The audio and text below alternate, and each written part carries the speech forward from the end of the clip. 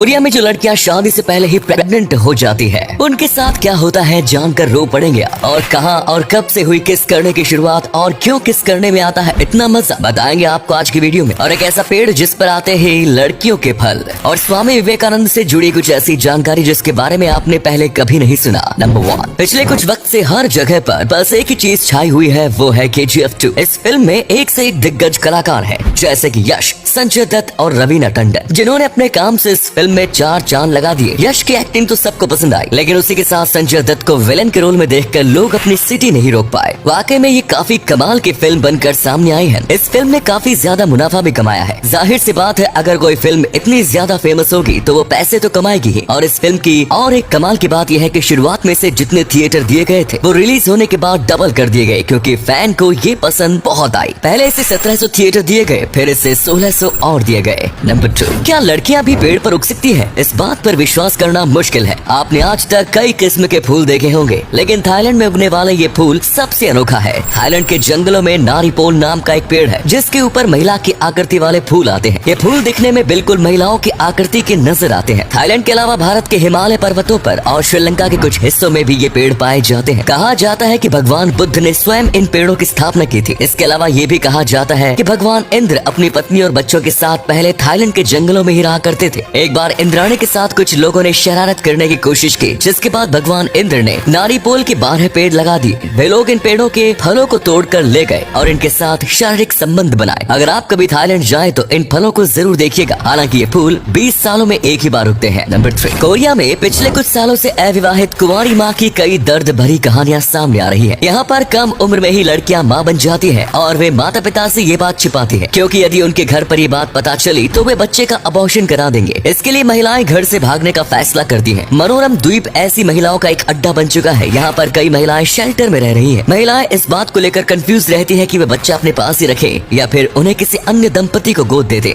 9 महीने तक जिस बच्चे को माँ ने अपने कोख में पाला हो, उसे किसी और को दे देना बिल्कुल भी आसान नहीं होता। हैरान करने वाली बात यह है कि बच्चों की पूरी जिम्मेदारी महिला अकेले ही उठाती है। बच्चों को बड़े होने के बाद भी ये नहीं पता होता कि उनका असली पिता कौन है। इस तरह का कल्चर कोरिया ही नहीं पूरी दुनिया के लिए काफी खतरनाक है। नंबर 4, केले का पेड़ एक ऐसा पेड़ होता है जो अपने जीवन में सिर्फ एक बार फल देता है। आप में से बहुत से लोग इस बात से सहमत नहीं होंगे, लेकिन आपको बता दें कि जो भी केले के पेड़ प्राकृतिक रूप से उगाए जाते हैं, उन पर सिर्फ एक बार ही फल आता है। आजकल केले के पेड़ उगाने में कई आधुनिक तकनीक का और केमिकल्स आदि का इस्तेमाल किया जाता है, जिसकी वजह से केले के पेड़ हर साल फल देते हैं। लेकिन प्राकृतिक केले के पेड़ एक बार फल देने के बाद मर जाते हैं और बाद में पेड़ को काट दिया जाता है। कई जगह केले के पेड़ को काट कर नदियों में फेंक दिया जाता है, क्योंकि ये मछलियों के लिए काफी पौष्टिक माने जाते हैं। नंबर 5, कुछ समय पहले शिल्पा शेट्टी के पति राज कुंद्रा एडल्ट मूवीज बनाने लगे थे, जिसका मुकदमा अब भी चल रहा है। लेकिन क्या पोर्न एडल्ट बनाना जुर्म है? भारतीय दंड संहिता की धारा 292 के तहत अश्लील सामग्री बनाना, जिसमें अश्लील साहित्य और फिल्म वगैरह सब शामिल है, या फिर अश्लील सामग्री बेचना एक कानूनन जुर्म है। इस अपराध में पहली बार दोषी पाए जाने वाले व्यक्ति को 2 साल की सजा या फिर 2000 तक का जुर्माना हो सकता है। यदि कोई व्यक्ति दूसरी बार या बार बार इस कानून का उल्लंघन करता है तो उसे 5 साल की जेल या 5000 तक जुर्माने की सजा का प्रावधान है। नंबर 6, स्वामी विवेकानंद का नाम तो सभी ने सुना होगा, लेकिन उनके जीवन के बारे में बहुत कम लोग जानते हैं। विवेकानंद जी का असली नाम नरेंद्र नाथ था। नरेंद्र नाथ एक समृद्ध परिवार में पैदा हुए, लेकिन बचपन से ही उनका ध्यान आध्यात्म की ओर था। वे जब भी किसी से मिलते तो एक ही सवाल करते थे कि क्या आपने भगवान को देखा है? हर कोई उनके सवाल को अनसुना कर देता या फिर ना में उत्तर दे देता। लेकिन जब विवेकानंद जी की मुलाकात रामकृष्ण परमहंस से हुई और उन्होंने यही सवाल पूछा तो रामकृष्ण परमहंस ने कहा, हाँ देखा है। संसार के प्रत्येक प्राणी के भीतर ईश्वर निवास करते हैं, और यही से गुरु शिष्य के बीच एक मजबूत रिश्ते की शुरुआत हुई। विवेकानंद जी ने रामकृष्ण परमहंस से भारतीय वेदों का ज्ञान प्राप्त किया और दुनिया भर में उसका प्रचार प्रसार किया। विवेकानंद को विज्ञान में भी काफी रुचि थी। इतिहासकारों के मुताबिक निकोला टेस्ला को उनके कई आविष्कारों की प्रेरणा स्वामी विवेकानंद से ही मिली। जमशेदजी टाटा को भी विवेकानंद ने ज्ञान दिया। 11 सितंबर 1893 को शिकागो सम्मेलन में स्वामी विवेकानंद ने पूरी दुनिया को भारतीय संस्कृति से अवगत कराया। आज भी लाखों करोड़ों युवा स्वामी जी को अपना आदर्श मानते हैं और उनके जन्मदिन को देश राष्ट्रीय युवा दिवस के रूप में मनाता है।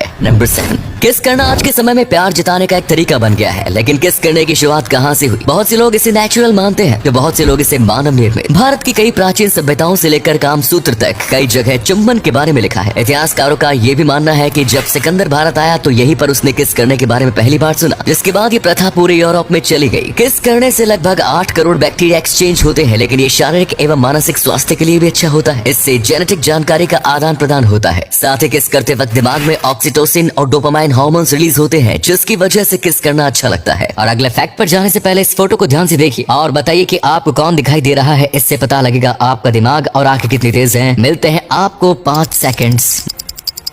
नंबर 8, मुंबई में संजय गांधी राष्ट्रीय उद्यान के पास गांव में अक्सर तेंदुए घुस आते हैं, जिनके कारण आम लोगों को काफी समस्याओं का सामना भी करना पड़ता है। वन विभाग के लोग तेंदुए को तभी पकड़ते हैं जब तेंदुओं को हिंसक बताकर उसके खिलाफ ठोस सबूत प्रशासन के सामने पेश किए जाए। इन सबूतों में इंसानों पर और जानवरों पर हमला करना शामिल है, लेकिन तेंदुओं द्वारा लोगों पर हमला करने के पीछे तेंदुओं की नहीं, इंसानों की ही गलती है। लगातार इंसान अपने स्वार्थ के लिए जानवरों के नेचुरल हैबिटेट को नुकसान पहुँचा रहा है। हालांकि मुंबई में कई ऐसे NGOs है जो जानवरों और इंसानों के सह अस्तित्व के प्रति काम कर रहे हैं और लोगों के साथ साथ बच्चों को भी तेंदुए के प्रति जागरूक रखने के बारे में सिखाया जा रहा है।